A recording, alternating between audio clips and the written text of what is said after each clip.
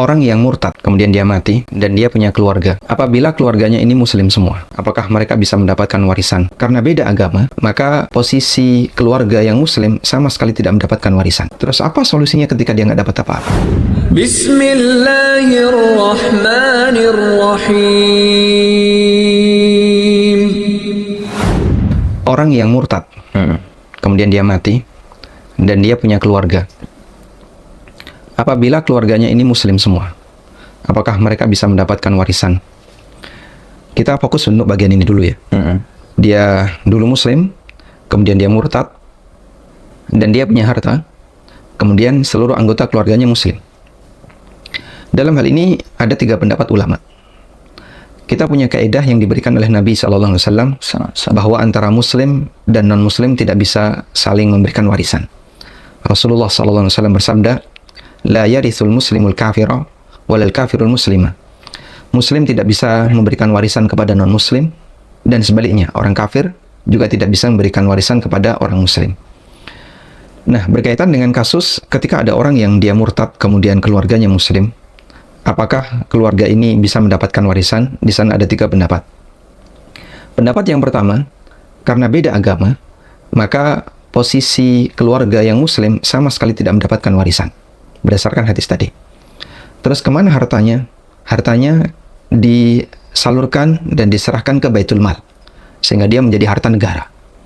Dan ini merupakan pendapat jumhur ulama.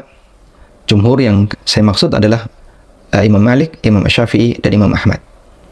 Mereka mengatakan bahwa status hartanya menjadi fai'. Fai' berarti seperti harta rampasan perang yang tanpa melalui kontak senjata. Kemudian kaum muslimin menang, maka harta fai' itu dikuasai oleh negara. Ini pendapat yang pertama. Pendapat yang kedua, dirinci. Untuk harta yang didapatkan sebelum dia murtad, maka harta tersebut diberikan kepada ahli waris yang muslim. Sehingga misalnya dia murtad di usia 40 tahun, dan dia sudah punya harta sebelum usia 40 tahun. Maka harta yang dia dapatkan sebelum usia 40 tahun diserahkan kepada ahli waris yang muslim. Sedangkan harta yang dia dapatkan pasca dia murtad, maka statusnya sebagai fai', sebagaimana pendapat yang pertama. Dan pendapat ini merupakan pendapat Abu Hanifah. Kemudian pendapat yang ketiga adalah bahwa harta ini diserahkan semuanya ke ahli waris sesuai dengan pembagiannya. Namun pendapat yang ketiga ini pendapat yang marjuh, dan ini merupakan pendapat Abu Yusuf dan Muhammad bin Hasan Asy-Syaibani, 2 murid senior dari Imam Abu Hanifah. Ini pendapat yang lemah karena bertentangan dengan hadis. Dan jika kita lihat dari 3 hal ini, wallahu a'lam, secara pribadi saya lebih menguatkan pendapat jumhur, sehingga posisi harta itu nanti diserahkan kepada negara sebagai fai', dan kebijakan negara yang nanti akan menentukan. Selanjutnya, bagaimana kalau dia punya keluarga non-muslim, atau bahkan seluruh keluarganya non-muslim, sehingga orang kafir mati dan seluruh keluarganya kafir? Itu sesuai dengan apa yang mereka kehendaki. Karena posisi mereka kan berarti mereka tidak akan mengambil aturan Islam. Sehingga dalam hal ini mungkin mereka akan menggunakan hukum yang mereka punya, mereka akan menggunakan aturan yang mungkin juga ditetapkan oleh negara. Dalam hal ini mungkin mereka tidak akan mengambil aturan Islam, sehingga kita tidak perlu bahas. Lalu bagaimana jika ada 2 antara muslim dan kafir, sehingga di tengah keluarga yang merupakan ahli warisnya ada beda akidah? Yang keluarga non-muslim mereka dapat, karena non-muslim bisa memberikan warisan kepada non-muslim yang lain tanpa melihat apakah agamanya itu seragam atau beda. Sehingga misalnya yang mati agamanya Nasrani, ahli warisnya ada yang Yahudi, ada yang musyrikin, ada yang Majusi, atau agama yang lainnya, ateis dan seterusnya. Memang dalam hal ini ada 2 pendapat ulama. Ada yang mengatakan kalau tidak seagama nggak bisa, dan ada yang mengatakan semuanya sama. Li'annal kufra dinun wahid, karena kekufuran itu satu agama. Sehingga mereka beragama yang beragam, sepanjang semuanya non-muslim, mereka bisa mendapatkan warisan itu. Dan insya Allah pendapat yang kedua ini yang lebih mendekati, dan ini disebutkan oleh Al-Hafidz Ibnu Katsir dalam tafsirnya. Selanjutnya, untuk posisi yang muslim, dia nggak dapat apa-apa. Terus apa solusinya ketika dia nggak dapat apa-apa? Solusinya adalah dia bisa minta hibah sebelum bapaknya atau ibunya atau keluarganya yang non-muslim ini meninggal. Ketika dia minta hibah, maka penyerahannya pada waktu masih hidup. Dan nanti setelah pengalihan hak milik, maka statusnya menjadi hak milik murni yang dimiliki oleh keluarga muslim tadi. Solusi yang kedua adalah dengan wasiat. Sebab wasiat itu tidak boleh untuk ahli waris. Maka boleh wasiat diberikan kepada yang beda agama, karena beda agama tadi bukan ahli waris. Berdasarkan sabda Nabi SAW, ala la wasiyata li warithin, sesungguhnya tidak boleh ada wasiat bagi ahli waris. Maka boleh diberikan kepada yang beda agama, karena mereka bukan ahli waris.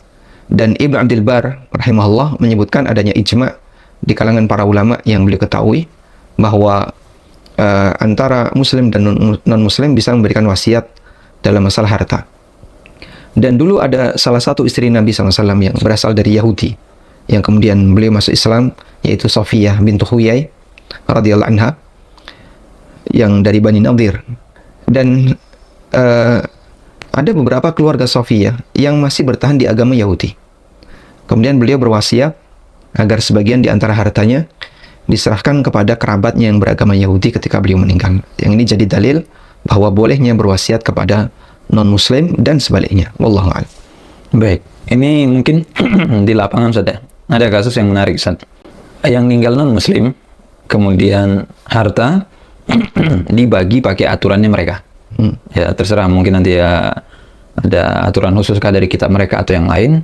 Dan ada ahli waris itu yang muslim. Tadi kan kalau yang saya sampaikan, yang muslim aslinya secara prinsip kita tidak dapat gitu saja. Nah, misalnya si mayit tadi itu dia tidak ada wasiat, Ustaz. Wasiatnya tidak ada, saat hidup tidak ada hibah, Ustaz. Berarti kan kemungkinan satu-satunya adalah bagi waris. Saat dia wafat baru dibagi warisannya. Menurut aturan kita nggak berhak dapat warisan, Ustaz. Tapi menurut aturan mereka, oh kamu ada hubungan darah, itu dikasih. Kamu punya bagian warisan. Nah, sikap kita gimana, Ustaz? Maksudnya, mohon maaf, dalam Islam kami tidak berhak terima warisan, atau ya udahlah ya, saya nggak diterima, Ustaz, gitu. Ditompo aja gitu. Nah, itu bagaimana, Ustaz? Kalau kondisinya seperti itu? Baik. Jika keadaannya demikian, pertama, dia tidak boleh menerima itu sebagai warisan. Sehingga yang bisa dilakukan adalah dia tanya kepada saudara-saudaranya. Kalau ini dipahami sebagai hibah dari kalian, yaitu para saudaranya yang non-muslim tadi. Sehingga misalnya dengan nilai, anggaplah dia dapat misalnya 1/10 dari total harta. Dan kemudian yang muslim ini minta kepada saudara-saudaranya yang non-muslim, kalau kalian jadikan ini sebagai hibah untuk saya terima. Sehingga 10% tadi adalah pemberian dari saudara-saudaranya untuk dia. Insya Allah tidak masalah. Setelah saudaranya dapat dari orang tuanya yang non-muslim, kemudian sebagian disisihkan sebagai hibah untuk saudaranya yang muslim. Tidak masalah, boleh diterima. Tapi kalau mereka menganggap itu bukan hibah, itu warisan dari bapak, dan kamu berhak dapat warisan ini, maka pada asalnya dia tetap tidak boleh menerima dan harus dikembalikan ke saudaranya tadi. Nah, selanjutnya kalau sudah dikembalikan kok mereka kemudian menyerahkan lagi ke yang muslim ini sebagai pemberian dari yang saudara-saudaranya yang non-muslim, insya Allah tidak masalah. Wallahu a'lam. Baik, Ustaz. Mungkin yang lain saja, yang menarik juga itu kalau misalkan orang wafat, Ustaz, tidak ada ahli waris, Ustaz. Jadi ya mungkin tadi orang tuanya udah nggak ada, kemudian anaknya nggak ada, saudara nggak ada. Ini nggak ada lagi yang kita lacak, hubungannya udah nggak ada. Itu harta banyak, Ustaz. Diapain, Ustaz, hartanya kira-kira? Misalkan udah nggak ada lagi. Ada dzawil arham, keluarga dari ibu misalnya, atau keluarga jauh, tapi tetap ada keluarga.